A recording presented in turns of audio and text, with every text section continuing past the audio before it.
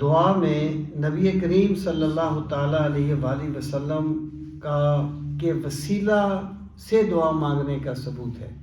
یعنی اگر مجھے یہ علم ہو جائے نا میرا خدا مجھے دیکھتا ہے، تو وہ مجھے جب کوئی بندہ گناہ کرنے لگے تو وہ جب میری زندگی میرے لیے بہتر نہ رہے تو پھر مجھے اس دنیا سے اٹھا لینا۔ اور پروردگار میں تجھ سے میانہ روی کا سوال کرتا ہوں۔ اسلام کا مزاج کیا ہے؟ اعتدال۔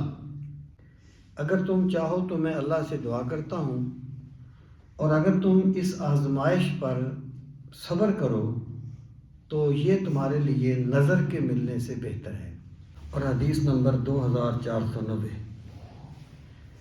عن عثمان بن حنیف رضی اللہ تعالی عنہ قال ان رجلا دریل البصر اتى النبی صلی اللہ علیہ وسلم۔ حضرت عثمان بن حنیف رضی اللہ تعالی عنہ سے مروی ہے، وہ فرماتے ہیں کہ ایک آدمی جس کی نظر کمزور تھی، وہ رسول کریم صلی اللہ تعالیٰ علیہ وآلہ وسلم کی بارگاہ میں حاضر ہوا، فقال، اور عرض کرنے لگا، ادعو اللہ ان یعافینی، آپ اللہ سے دعا فرمائیں کہ اللہ تعالیٰ مجھے عافیت دے، یعنی میری یہ جو نظر کا مسئلہ ہے اللہ تعالیٰ اسے حل کر دے، اللہ تعالیٰ مجھے شفا دے دے۔ فقالا، تو رسول کریم علیہ الصلوۃ والسلام نے فرمایا، ان شئت دعوت و ان شئت صبرت فهو خیر لک و ان شئت صبرت فهو خیر لک۔ آپ نے فرمایا کہ اگر تم یہ چاہتے ہو کہ میں تمہارے لیے یہی دعا مانگوں تو میں مانگ دیتا ہوں، اور اگر تم یہ چاہتے ہو کہ تم صبر کرو تو یہ تمہارے لیے اس سے بھی بہتر ہے۔ یعنی تمہاری نظر کمزور ہے، تمہارے لیے نظر کا مسئلہ ہے، اگر تم چاہو تو میں اللہ سے دعا کرتا ہوں، اور اگر تم اس آزمائش پر صبر کرو تو یہ تمہارے لیے نظر کے ملنے سے بہتر ہے۔ قال فادعوہ، تو اس نے عرض کیا، اے اللہ کے رسول صلی اللہ علیہ وسلم میرے لیے دعا فرمائیے، اللہ تعالیٰ مجھے عافیت دے۔ قال، حضرت عثمان بن حنیف کہتے ہیں، فأمرہ ان یتوضأ، تو آپ نے اسے حکم دیا کہ وہ وضو کرے، فیحسن الوضوء، بہت اچھا وضو کرے، یعنی بڑی اچھے طریقے سے وضو کرے، ویدعو بہذا الدعاء، اور یہ دعا مانگے، اللہم انی اسألک، اے پروردگار، اے میرے رب، میں تجھ سے سوال کرتا ہوں، اللہم انی اسألک، اے پروردگار میں تجھ سے سوال کرتا ہوں، واتوجہ الیک، اور میں متوجہ ہوتا ہوں تیری بارگاہ میں تیری بارگاہ میں متوجہ ہوتا ہوں، بنبیک محمد نبی الرحمہ، تیرے نبی صلی اللہ تعالیٰ علیہ وآلہ وسلم کے واسطہ سے جو کہ رحمت والے نبی ہیں۔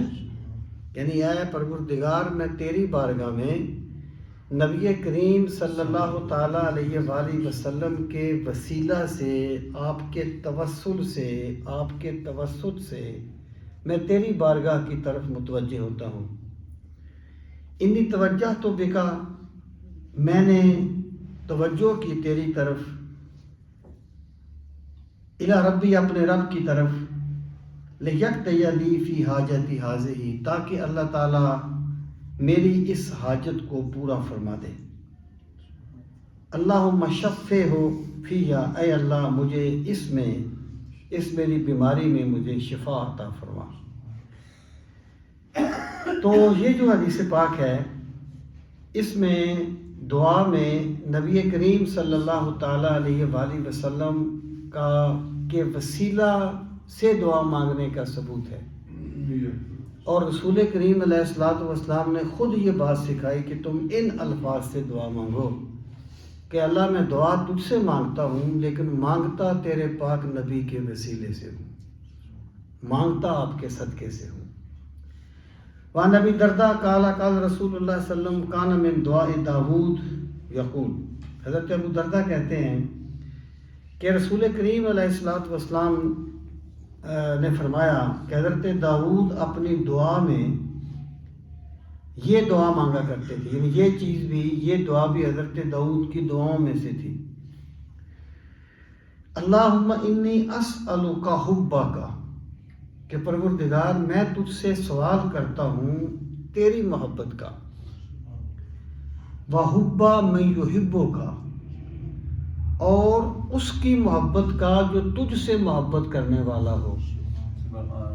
مطلب کیا ہوا کہ اللہ تعالیٰ کے نیک بندوں کی محبت جو ہے یہ اللہ تعالیٰ کے متضاد نہیں ہے، یہ محبت الہی کے متضاد نہیں ہے، بلکہ نیک بندوں سے بھی محبت اس لیے کی جاتی ہے کہ وہ اللہ سے محبت کرنے والے ہیں۔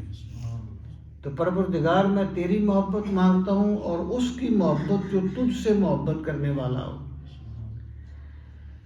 والعمل الذی یبلغنی حبک، اور میں ایسا عمل مانگتا ہوں جو مجھے تیری محبت تک پہنچا دے، یعنی مجھے ایسا عمل کرنے کی توفیق دے جو مجھے تیری محبت تک پہنچا دے، جس کی وجہ سے مجھے تیری محبت ملے۔ اللہم اجعل حبک احب الی من نفسی و مالی و اہلی، اور پھر حضرت داؤد یہ دعا مانگتے تھے کہ پروردگار تو اپنی محبت کو مجھے میری جان، میرے مال و اہلی اور میرے گھر والے، ومن الماء البارد، اور ٹھنڈے پانی سے بڑھ کر محبوب بنا دے، یعنی اللہ سے اللہ کی محبت مانگتے تھے کہ پروردگار مجھے اپنی محبت ایسی دے دے جو مجھے اپنی جان سے بھی زیادہ ہو، اپنے مال سے بھی زیادہ ہو، اپنے گھر والوں سے بھی زیادہ ہو۔ اور ایک پیاسا بندہ جتنا ٹھنڈا پانی اس سے محبوب ہوتا ہے تو پروردگار تیری محبت مجھے اس سے بھی زیادہ ہو۔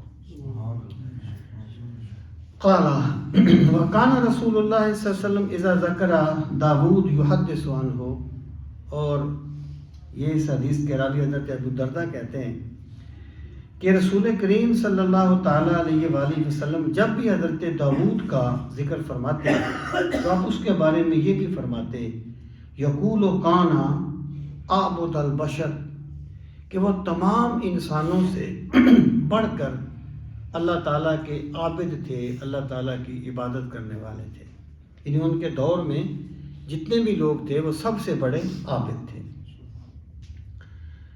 وعن عطاء بن صائب عن ابیہ، عطاء بن صائب اپنے والد سے روایت کرتے ہیں قال صلی بنا عمار بن یاسر رضی اللہ عنہ صلاۃ، کہتے ہیں کہ حضرت عمار بن یاسر رضی اللہ تعالی عنہ نے ہمیں نماز پڑھائی، فاوجس فیہا، انہوں نے نماز بڑی مختصر پڑھائی،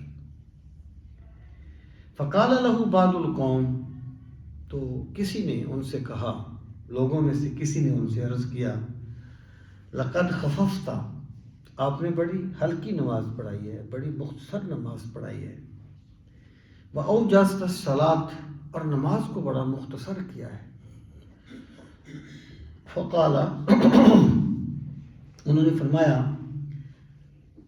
اما علی ذالک، ہاں میں نے اسی طرح کیا ہے، لقد دعوت فیہا بدعوات سمعتہن من رسول اللہ صلی اللہ علیہ وسلم، کہ میں نے اس نماز میں وہ دعائیں مانگی ہیں جو دعائیں میں نے رسول کریم صلی اللہ تعالیٰ علیہ وآلہ وسلم کو مانگتے ہوئے سنا ہے، یعنی میں نے نماز میں یہ دعائیں مانگی جو سرکار سے میں نے سنی۔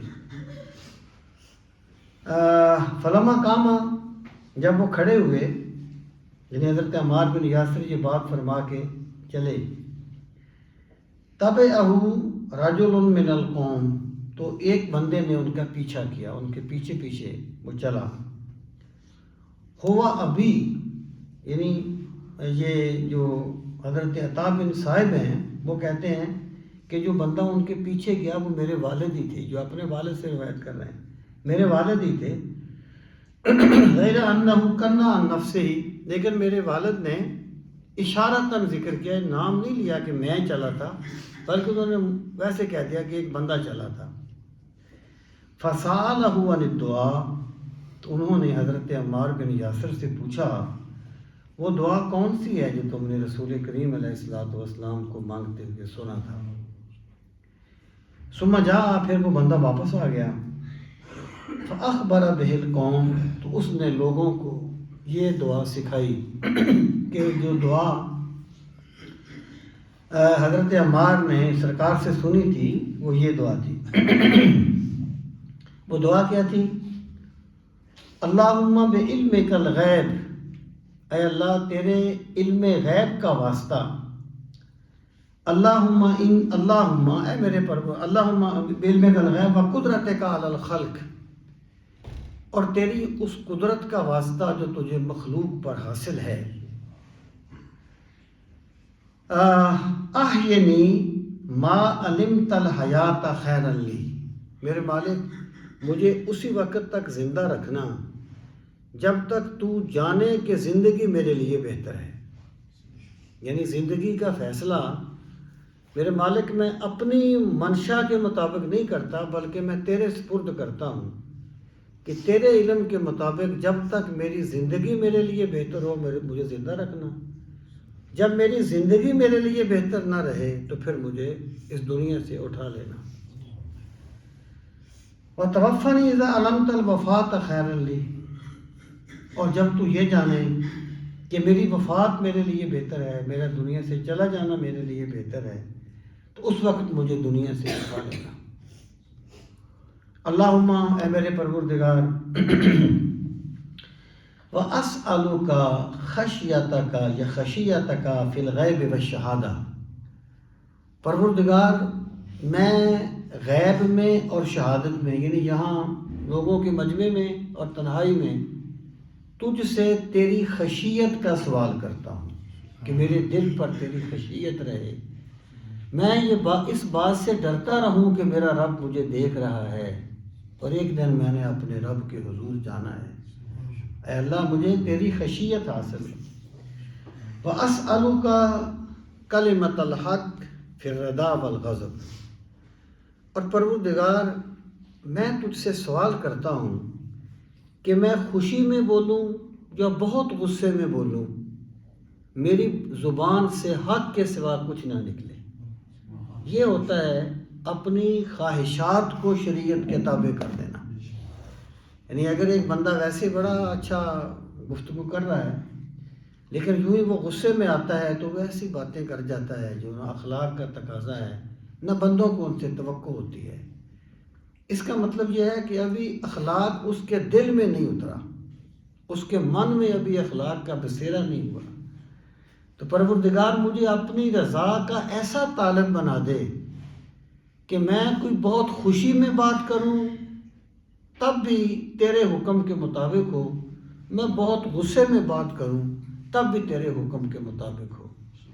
جیسے رسول کریم علیہ الصلوۃ والسلام نے حضرت عبداللہ بن عمر بن عاص رضی اللہ عنہ سے فرمایا تھا، جب انہوں نے احادیث لکھتے تھے اور پھر لکھنی چھوڑ دیں تو کسی نے کہا، سرکار نے پوچھا تم نے کیوں چھوڑ دیا احادیث کو لکھنا؟ تو کہنے لگے مجھے لوگوں نے کہا کہ رسول کریم علیہ الصلوۃ والسلام کبھی آپ غصے میں ہوں تو ممکن ہے وہ بات فرما دیں جو آپ خوشی میں نہ فرمائیں، اگر خوشی میں ہوں تو وہ بات فرما دیں جو آپ غصے میں نہ فرمائیں.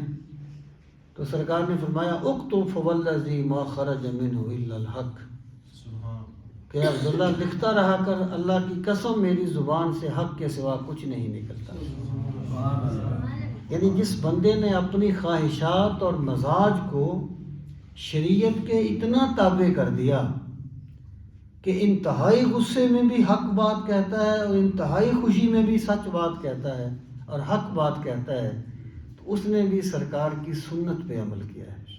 یہ بھی سرکار کی ایک سنت ہے، ما خرج منہ الا الحق، کہ میرے منہ سے حق کے سوا کچھ نہیں نکلتا. تو وہی دعا ہے. وَأَسْأَلُكَ فِي الْقَصْدِ وَأَسْأَلُكَ الْقَصْدَ فِي الْفَقْرِ وَالْغِنَى، اور پروردگار میں تجھ سے میانہ روی کا سوال کرتا ہوں۔ اسلام کا مزاج کیا ہے؟ اعتدال۔ یعنی اگر یہ کہا جائے ایک مزاج ہوتا ہے ہر بندے کا، کسی بندے کا مزاج سیاست ہے تو وہ جنازے میں بھی جائے گا تو سیاست ضرور کرے گا، شادی میں جائے گا تو سیاست کو نہیں بھولے گا۔ ایک بندے کا مزاج طلب علم ہے، وہ جاہل لوگوں کے پاس بھی بیٹھے گا تو کوئی سیکھے گا، مزاج ہوتا ہے نا۔ تو دین کا مزاج اعتدال ہے، کیونکہ افراط اور تفریط میں دونوں میں بندہ اپنے نفس کی پیروی کر رہا ہوتا ہے، حق کی پیروی نہیں کر رہا ہوتا۔ یہاں تک کہ جن بندوں نے عبادت میں افراط کیا انہوں نے بھی اپنے نفس کی پیروی کی ہے، اللہ کی بندگی نہیں کی۔ جن لوگوں نے روزہ اتنا لیٹ کھولا، ایک آدھا گھنٹہ پونا گھنٹہ، اپنے نفس کی وہ دراصل پیروی کر رہے تھے، جبکہ عبادت جو ہے وہ اللہ کا حکم ماننا ہے۔ اللہ فرمائے کہ روزہ رکھ لو تو رکھنا عبادت ہے، اللہ فرمائے کھول لو تو کھولنا عبادت ہے۔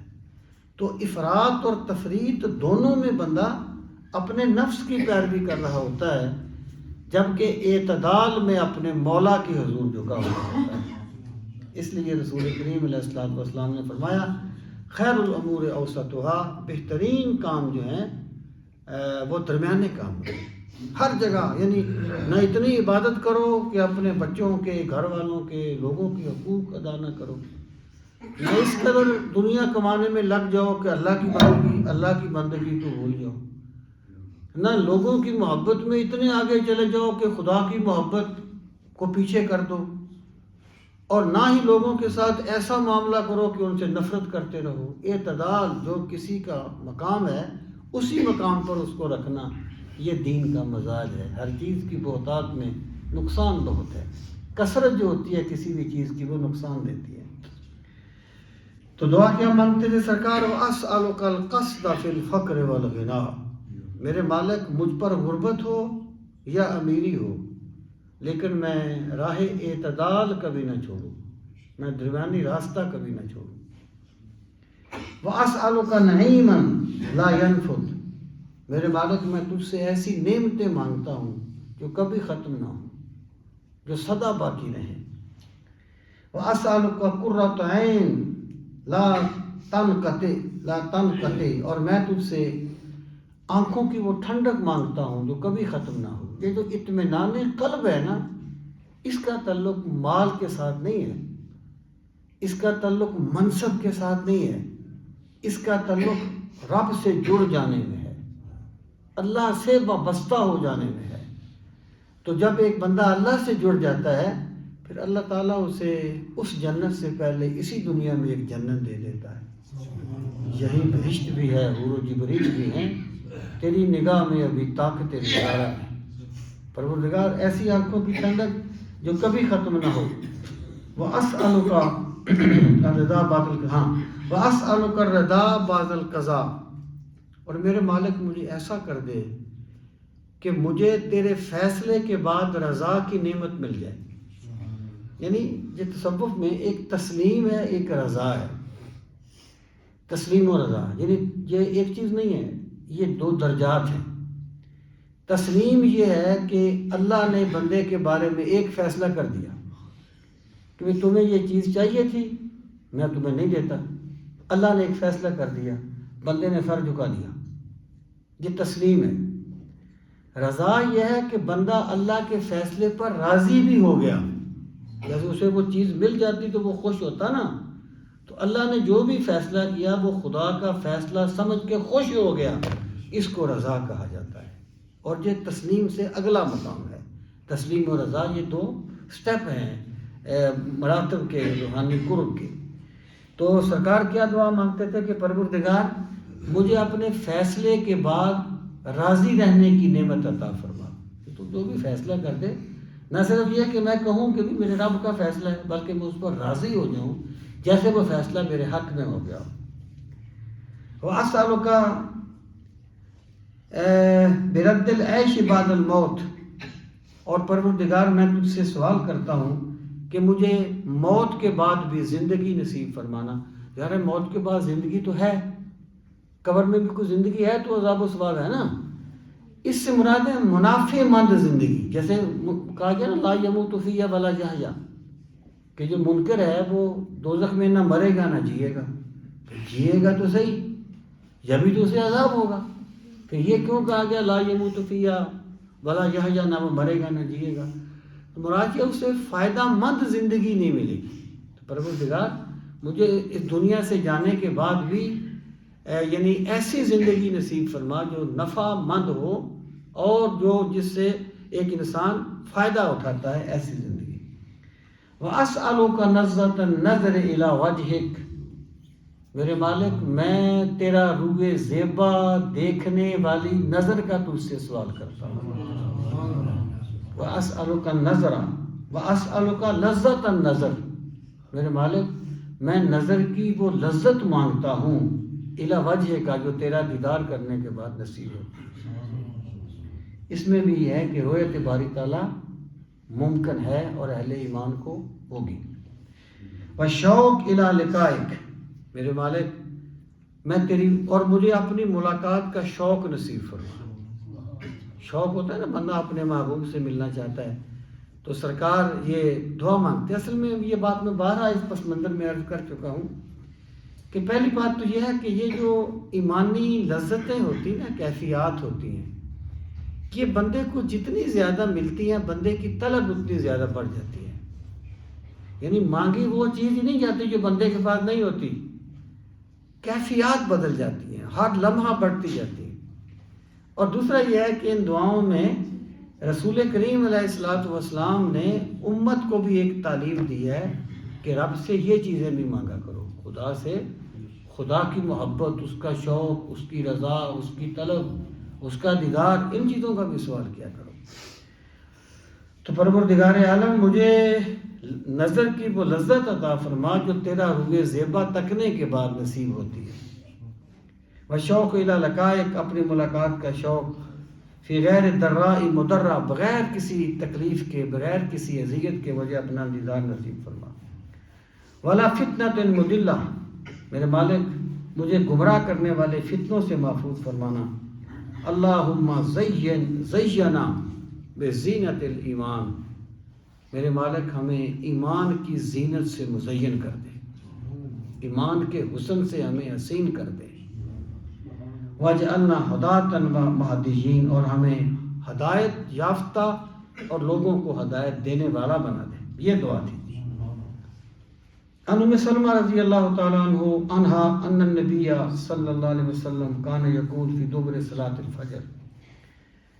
ام سلمہ رضی اللہ تعالیٰ عنہ سے مروی ہے کہ رسول کریم صلی اللہ علیہ وسلم ہر فجر کی نماز کے بعد یہ دعا مانگا کرتے تھے.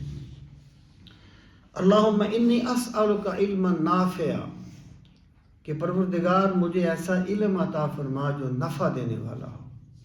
یعنی اگر مجھے یہ علم ہو جائے نا، میرا خدا مجھے دیکھتا ہے تو وہ مجھے جب کوئی بندہ گناہ کرنے لگے تو وہ سوچے کہ خدا مجھے دیکھتا ہے اور گناہ چھوڑ دے، تو اس کو علم نافع کہا جاتا ہے. رسول کریم علیہ الصلوۃ والسلام نے فرمایا علم علمان، علم فی القلب فذلک العلم النافع، وعلم علی اللسان فذلک حجت اللہ علی ابن آدم یوم القیامہ و کما قال. علم کی دو قسمیں ہیں، ایک علم وہ جو دل میں اتر جاتا ہے، فقط نگاہ سے ہوتا ہے فیصلہ دل کا، نہ ہو نگاہ میں شوخی تو دل بری کیا ہے. دل میں اتر جاتا ہے، یہ علم نافع ہے جس سے بندے کی زندگی بدل جاتی ہے. جو کچھ وہ یعنی اس کے علم میں آتا ہے اس کی زندگی میں نظر آتا ہے. دوسرا علم صرف زبان پر کہ باتیں کوئی عمل کوئی. یہ جو علم ہے یہ قیامت کے دن اللہ تعالیٰ کی بارگاہ میں بندے کے خلاف دلیل بن جائے گا.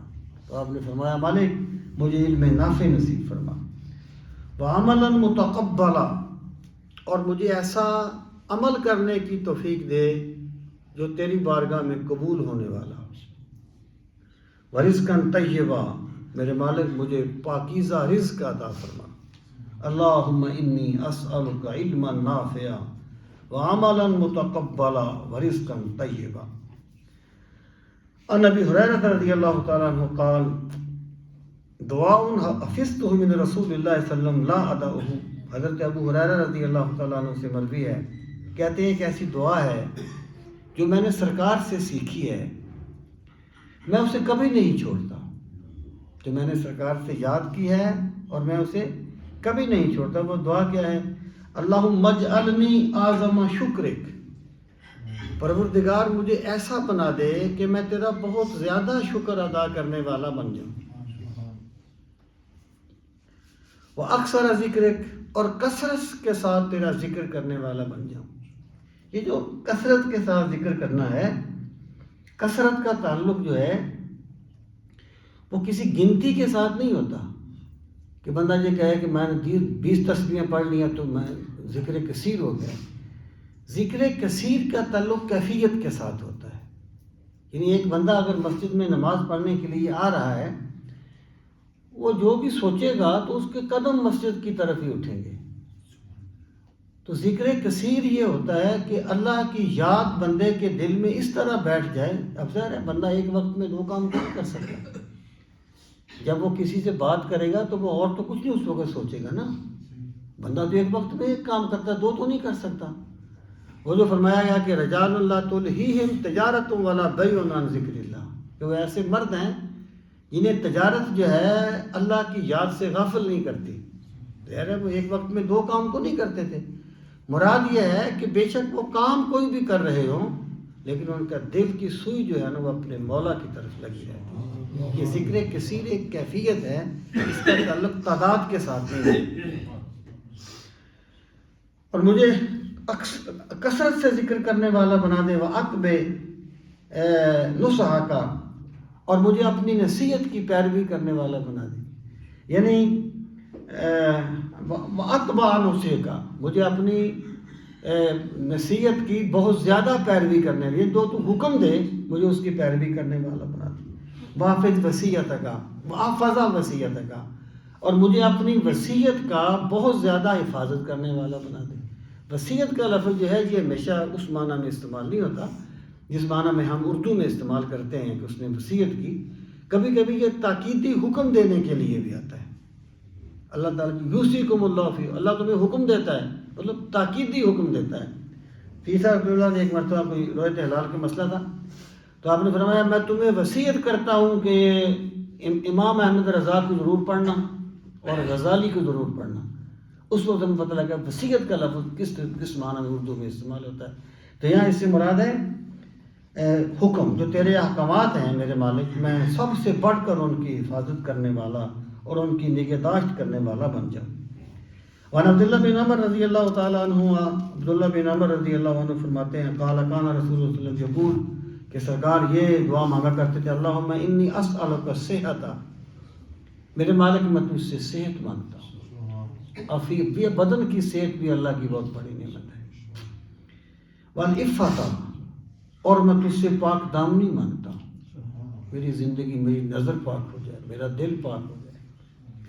والامانۃ، اور میں تجھ سے امانت مانگتا ہوں، یعنی میں کبھی کسی امانت میں خیانت نہ کروں، اس کا تعلق اللہ کے ساتھ ہو، دین کے ساتھ ہو، بندوں کے ساتھ ہو۔ وحسن الخلق، اچھا خلق مانگتا ہوں، حسن اخلاق۔ والرضا بالقدر، اور تیرے فیصلے پر رضا کی نعمت کا سوال کرتا ہوں۔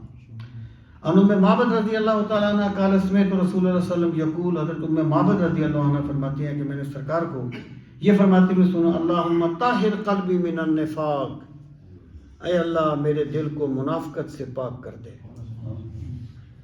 وعملی من الریا، اور میرے عمل کو ریاکاری سے پاک کر دے، ولسانی من الکذب، میری زبان کو جھوٹ سے پاک کر دے، وعینی من الخیانہ، اور میری آنکھ کو خیانت سے پاک کر دے، فإنک تعلم خائنۃ الأعین، میرے مالک نظر جب بھی خیانت کرتی ہے تو اسے خوب جانتا ہے، وما تخفی الصدور، اور جو کچھ ہمارے سینوں میں چھپا ہوا ہے تو اسے بھی خوب جانتا ہے، اس لیے مالک میرے دل کو بھی پاک کر دے، میری زبان کو بھی پاک کر دے، میری نظر کو بھی پاک کر دے۔ انس ان رسول اللہ صلی اللہ علیہ وسلم عاد رجل من المسلمین قد خفت، حضرت انس رضی اللہ تعالیٰ عنہ سے مروی ہے کہ ایک آدمی واپس آیا اور وہ بڑا کمزور ہو گیا تھا. فسارا مثل الفرج، فرح، یہ فرح کا لفظ ہے، فرج نہیں. وہ جیسے اتنا کمزور تھا جیسے چوزا ہو گیا ہو. جیسے چوزا ہوتا ہے نا چھوٹا سا، وہ ایسی دیکھو کہ بندہ بہت بیمار ہو تو اس کا بدن سکڑ جاتا ہے، جیسے چوزا ایسے ہو گیا. فقال له رسول اللہ صلی اللہ علیہ وسلم، تو سرکار نے اس سے فرمایا حال کنت تدعو اللہ بشیء و تسألہ ایاہ، کیا تو اللہ سے کوئی دعا مانگتا ہے یا اللہ سے کوئی سوال کرتا تھا؟ قال نعم، اس نے کہا ہاں. کنت اقول، میں یہ کہتا تھا اللہم ما کنت معاقبی بہ فی الآخرہ فعجلہ لی فی الدنیا، کہ پروردگار جو تو آخرت میں مجھے سزا دینا چاہتا ہے وہ دنیا میں ہی دے دے. فقال رسول اللہ صلی اللہ علیہ وسلم، تو سرکار نے فرمایا سبحان اللہ، یعنی جیسے اب تجب کے موقع پہ بندہ کہتا ہے سبحان اللہ، کیا کہا تم نے؟ لا تطیقہ ولا تستطیع، تو اس کی طاقت نہیں رکھتا. یہ تو کہتا نا یا اللہ مجھے دنیا میں ہی وہ سزا دے دے، تو اس کی طاقت نہیں رکھتا. افلا قلتا، تو نے ایسا کیوں نہیں کہا اللہم آتنا فی الدنیا حسنہ وفی الآخرۃ حسنہ وقنا عذاب النار، میرے مالک مجھے دنیا کی بلائیاں بھی نصیب فرما، آخرت کی بلائیاں بھی نصیب فرما، اور ہمیں آگ سے محفوظ فرما. کہ تو نے یہ کیوں کہا کہ مالک مجھے یہیں پر عذاب دے دے؟ تو نے اللہ سے خیر کیوں نہیں مانگی؟ تو نے اللہ کی صحابہ کرام کی تربیت سرکار نے کی ہے نا، صحابہ کرام کی تربیت سرکار نے کی ہے. یہ تربیت کے مرحلے ہیں، جس کو صحابہ پر تان کا سبب نہیں سمجھنا چاہیے. صحابہ کی تربیت سرکار فرماتے ہیں. اب دیکھیے کالا فدعا اللہ بہی، تو پھر اس صحابی نے اسی طریقے سے دعا مانگی. فشفاہ اللہ، تو اللہ نے انہیں شفا عطا فرما دی. اس سے یہ چیز ثابت ہوتی ہے کہ بندہ یہ کبھی نہ کہے کہ یا اللہ اس کی وجہ سے مجھے بیمار کر دے. بندہ یہ کہے یا اللہ شفا دے دے اس کو. وہ اس خدا کے خزانوں میں کیا کمی ہے کہ وہ شفا نہیں دے سکتا، یا بندے کو وہ نہیں دے سکتا جو بندہ دیتا ہے. تو بندے کو کبھی بھی ایسا نہیں کہنا چاہیے، بندے کو اپنے رب سے ہمیشہ خیر مانگنی چاہیے. وَعَنْ حُذَیفَةَ قَالَ قَالَ رسول اللہ صلی اللہ علیہ وسلم لَا يَنبَغِي لِلْمُؤْمِنِ أَنْ يَذِلَّ نَفْسَهُ، بڑے غور کی بات. سرکار نے فرمایا کسی مومن کو نہ چاہیے کہ وہ اپنے آپ کو رسوا کرے. قالوا وَكَيْفَ يَذِلُّ نَفْسَهُ، صحابہ کرام نے عرض کیا اللہ کے رسول کوئی اپنے آپ کو بھلا کیوں رسوا کرے گا، کیسے رسوا کرے گا؟ قال يتعرض من البلاء لما لا يطيق، کہ وہ ایسا کام کرنے کا ذمہ داری اٹھا لے جس کو وہ اٹھا نہیں سکتا. یعنی اب اگر مجھے آپ کسی فیکٹری کا مینیجر لگا دے تو میں اس کا بیڑا ہی غرق کروں گا نا. یعنی جو بندہ یہ سمجھتا ہے، ایک ہے یعنی ہمت سے کام لینا، وہ اور چیز ہے. لیکن یہ بندہ، ایک بندے نے مطلب یہ ہے کہ کبھی بھی اس کو کوئی تجربہ ہی نہیں ہے، وہ وہاں جا کے بیٹھ جائے تو وہ بہادری کا ثبوت نہیں دے رہا، وہ بیوقوفی کا مظاہرہ کر رہا ہے. تو سرکار نے فرمایا کہ بندہ کسی ایسے کام کی ذمہ داری اٹھا لے جسے وہ ادا نہیں کر سکتا تو وہ اپنے آپ کو رسوا کرنے والا ہوگا، اس نے اپنے آپ کو ذلیل کر لیا ہے. وان عمر قال علمنی رسول اللہ صلی اللہ علیہ وسلم، حضرت عمر کہتے ہیں کہ رسول اللہ صلی اللہ علیہ وسلم نے مجھے یہ دعا سکھائی، قل اللہم اجعل سریرتی خیر من علانیتی، پروردگار میرے باطن کو میرے ظاہر سے اچھا کر دے. واجعل علانیتی صالحہ، اور میرے باطن کو نیک کر دے. اللہم انی اسألک من صالح ما تؤتی الناس من الاہل والمال والولد، پروردگار عالم میں تجھ سے ہر وہ نیک چیز مانگتا ہوں جو تو اہل میں، مال میں، اولاد میں بندوں کو عطا کرتا ہے. جو بھی تو اپنی مخلوق کو خیر دیتا ہے میں تجھ سے سب کچھ مانگتا ہوں. غیر الضال ولا مضل، میں ایسی چیز نہیں مانگتا جو گمراہ ہو اور دوسروں کو گمراہ کرنے والی ہو. اللہ تعالیٰ ہمیں اپنے دین کا فہم نصیب فرمائے. اب یہ یہاں پر آ کر وہ باب ختم ہو گیا. اب آگے ہے جی کتاب المناسک، حج کی کتاب یہاں سے شروع ہوگی. آج تھوڑی سی حدیثیں میں نے زیادہ پڑھی ہیں کیونکہ میں چاہتا تھا کہ یہ باب ختم ہو جائے. اب اس کے بعد کتاب المناسک ہے انشاءاللہ.